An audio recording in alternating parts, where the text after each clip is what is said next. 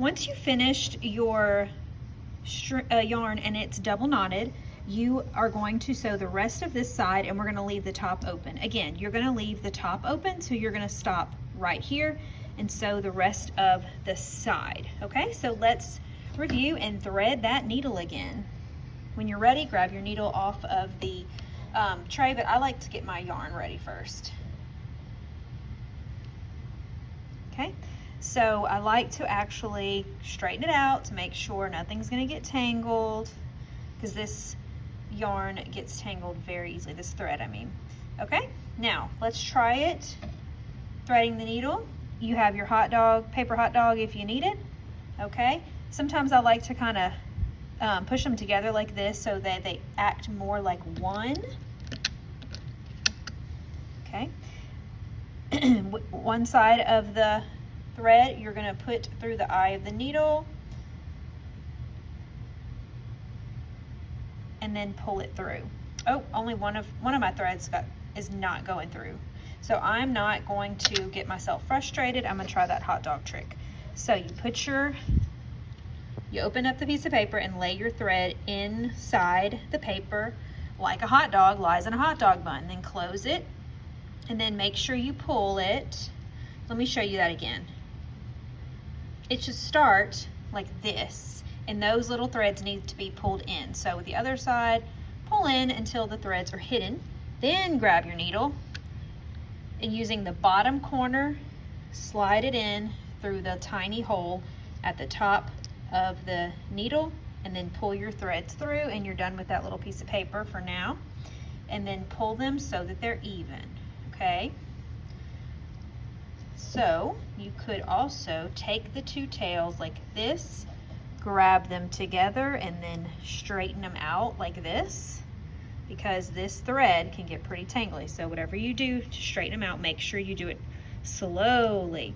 And then all of your end tails should be even, and you're going to grab the end and double knot it.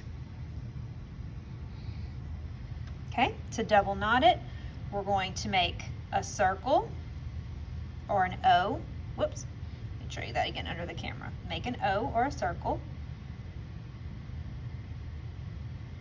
Okay, the little tails need to go through the O or the oval, and then pull gently and slowly so you don't tangle anything up. And then we're going to repeat it. Make an O or a circle. Push the tails through the circle, grab it on the other side, and then neatly pull them. Pull them slowly, and hopefully they'll end up together. If they don't, make another knot till you have two knots that end up close together. Okay, once you've threaded your needle, we're going to flip it over to the back and continue sewing where our knots are and where our name is. We're going to start where we left off, and remember, we're only sewing the side. We're leaving the top open. So I'm going to stop before I sew up the top part. I'm going to pierce it right here where I left off from the back. Remember, you always go from the back. And then I'm pulling gently. My threads got tangled a little bit, so I'm going to back up before I just yank it through. And I think that one of them are like not even, so there we go. I'm just going to tug on it till it's even, and then it should stop where that knot stopped. Now I find it kind of hard to sew with my left hand like this, so I'm going to flip mine upside down or even sideways, and that will be a lot easier for me. Okay, now next pierce goes right behind the knot, the first knot that I made. I'm always going to the back. I'm always piercing from the back. I'm piercing from the back, and then I'll whip it around to the back again. My guess is that's why it's called a whip stitch. Make sure that your knots are not, your stitches are not too close together. They have a tiny little gap, but they need to be close together so that whatever stuffing is going to go inside does not fall out. And we want to make sure we don't pull too tight. If we pull too tight and make the felt curl or wrinkle, you need to lift your stitch with your knot, with your needle, and then pull it again, but not as tight. but you also don't want it too loose. None of your stitches should be like that. Make sure you pull it all the way through, and if they go slanted, you can always move them over. All right, I'm gonna finish this up a little faster, and remember, we stop when the yarn, the space between the thread and the needle is longer than our finger. So that would probably be a good place to stop. It's longer than your finger, a little extra, and then you're gonna stop and do the airplane trick.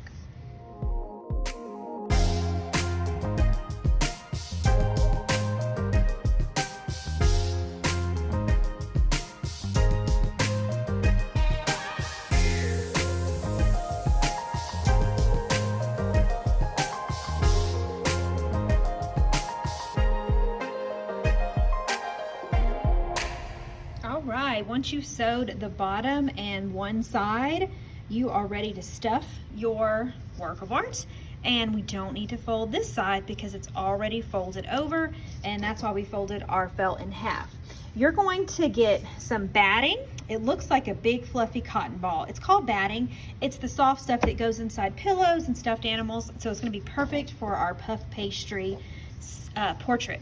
So what you're going to do is you're just going to grab a little tiny bit at a time. It's about the size of an orange or a baseball, and then I like to kind of compact it or squeeze it just so that it stays kind of in a circle shape, and then you're going to stuff it into the bottom of your puff pastry.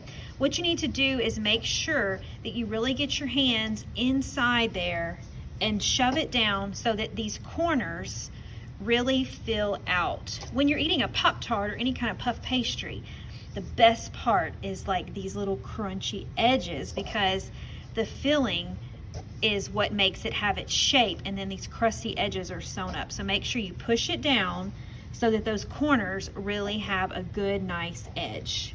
Then you're gonna get a little bit more at a time until it's stuffed all the way. And it's actually not gonna be stuffed all the way because we have to have room to sew it up, but then we're gonna redistribute the fluff so that it's not all in one place and so you don't have a big empty gap at the top.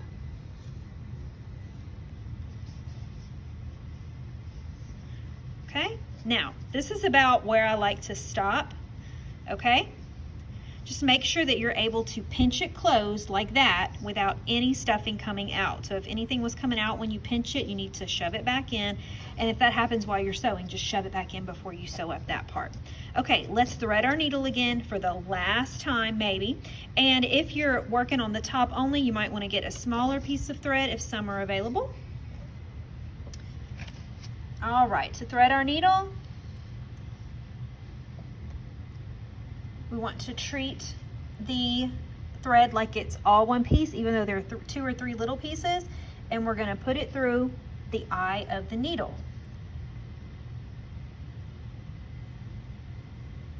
It's giving me a little trouble, so I might use my hot dog trick, but I finally got it through.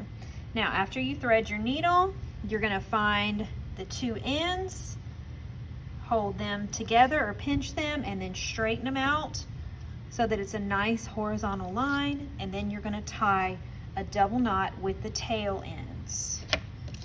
We've done this before, we're doing it the same way. We're going to make an O or a circle and put the little tails through the circle, pull it gently and slowly so that we don't make any knots, and then do it again. Make an O or a circle, push the tails through, and the slower you go, the more likely the knot is going to end up in the same place. You want a double knot. If your second knot ended up somewhere else, you'll do it again until you have a double knot in the same place.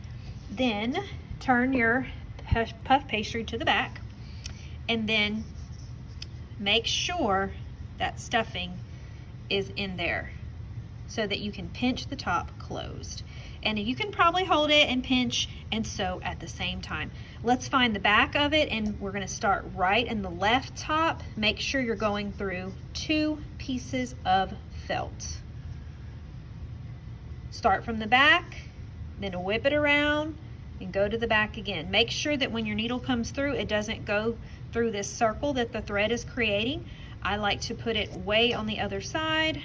You might even want to turn your puff pastry upside down, especially if you're right-handed, it might be easier. If your thread likes to hug the side, just make sure you move it over with your finger or your needle and keep sewing until the top is all the way closed. Think you got the idea since we've already been sewing the first two, the bottom and the side. So I'm going to speed this up while you watch, and at the end we're going to do our airplane trick. Make sure you stop when your thread's a little bit longer than your finger.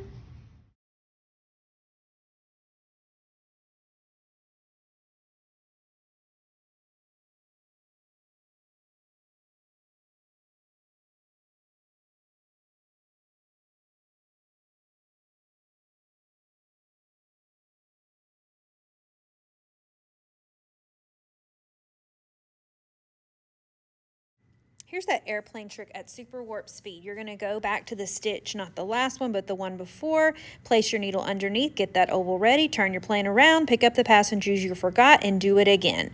Turn that plane around, go through the oval, and make a tight knot, and then trim it not close to the knot, but leave a few centimeters so that your knot doesn't come undone.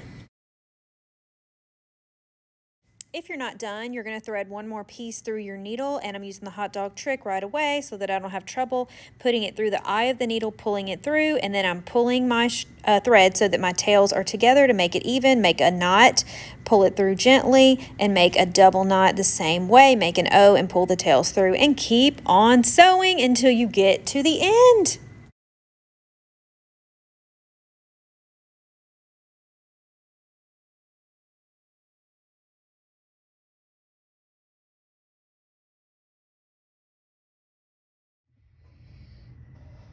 Okay, when you get to the end of the top of your pastry, no matter how much string you have, yarn you have left, you're going to do the airplane trick one last time to make a double knot, and you're finished.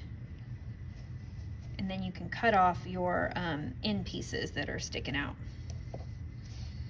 Find that, not the last thread, but the one before. Take off from the airport, turn around, grab the passengers through the loop that we forgot, and then remember to put our needle right away in the magnet to be safe. Throw away these little tail pieces, and also you can trim these, not too close to the knot, leave a little bit of room, and then if you have some from another time that you forgot to trim, you can trim those too. Okay, these look so cute. Now the last thing you can do is just kind of flatten your or kind of massage it a little bit so that the batting inside gets even to the top, because the top might be a little, feel like there's a little less because we had to pinch it for so long. I love your puff pastries so far. I can't wait to decorate them. They look great.